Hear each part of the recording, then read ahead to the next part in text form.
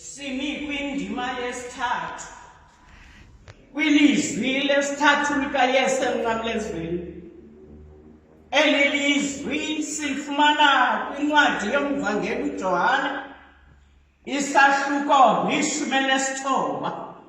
Siqalise ukufunda kwivesi yama-26 sinqandwe yivesi yama-27.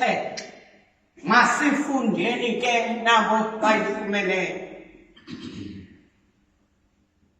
uYesu ngoko akumbona unina naye umfundi abemthanda emi khona, uthi kuye unina, "Mfazi, nanko unyana wakho." Andule athi kumfundi lowo, "Nanko unyoko." Eli rhamente engcwele ethandwa lizulu lilizwi lothando emnqamlezweni elitshiwo nguYesu ngokwakhe. Makhe sijonge phantsi komnqamlezo umzuzwana.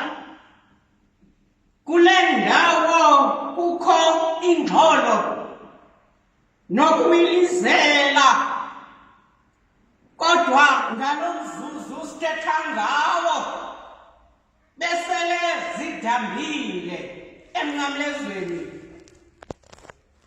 Isikrele sababukeli sele sibuyele esixekweni.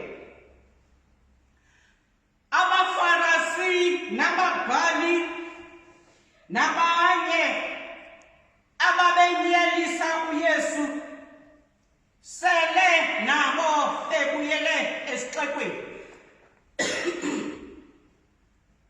Amasoldathi wona ayesalindile, kodwa ewugqibile umsebenzi wokubethelelwa uYesu emnqamlezweni kunye nezihange ezibini. Ngoku amasoldathi asabelana ngeengubo zakhe. Kwiigospile zone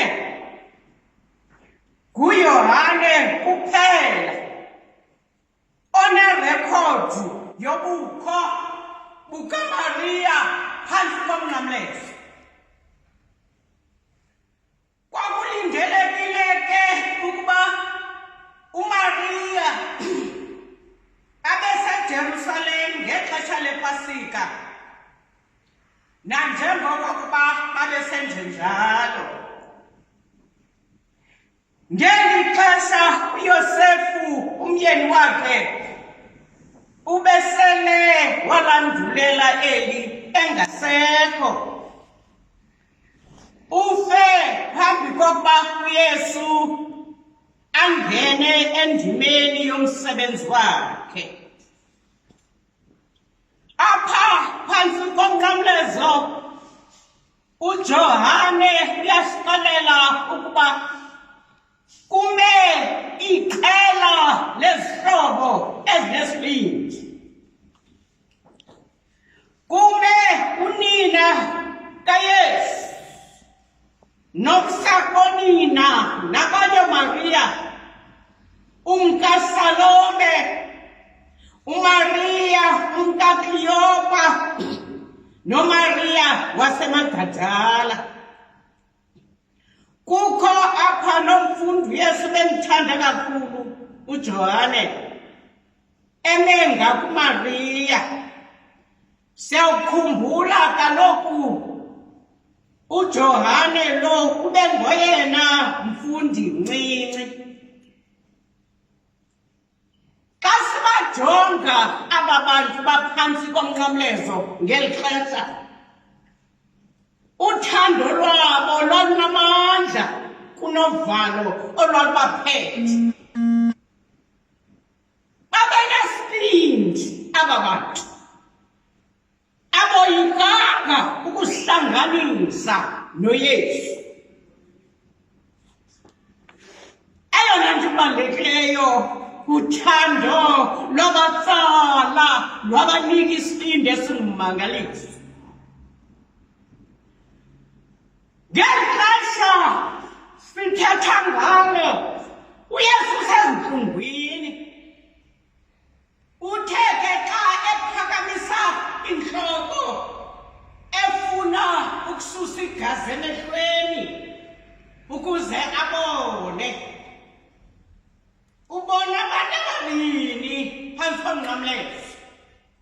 Ubona uYesu kume ecaleni kwakhe umfundi ebemthanda kakhulu ogama linguJohane. Makhe sijonge la mazwi kaYesu ukuqala kwizwi lokuqala ukuzokuthi ga kwesikulo esinekulo izwi lesithathu. Ukuqala kwilizwi lokuqala ukuya kwelesithathu uYesu ucinga ngabanye abantu, akacingi ngaye. Kaloku sivile rhamente kwindima yokuqala uthi uba ubaxolele ngokokuba abayazi into abayenzayo. Sivile nakwindima yesibini apho sibona khona ukusindiswa kwesihange. Ngoku simi kwindima yesithathu ebonakalisa uthando lukaYesu kunini. uYesu uthi kunina, mfazi nanko unyana wakho. Andule athi kuJohane, nanko unyoko.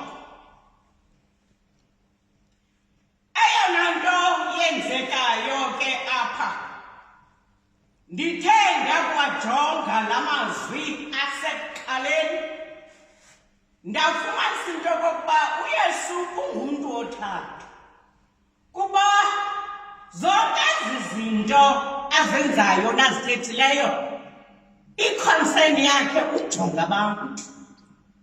Yena uzibekele ecaleni. Mfazi nakunyana wakho. Handule athi kuJohane nakunyana.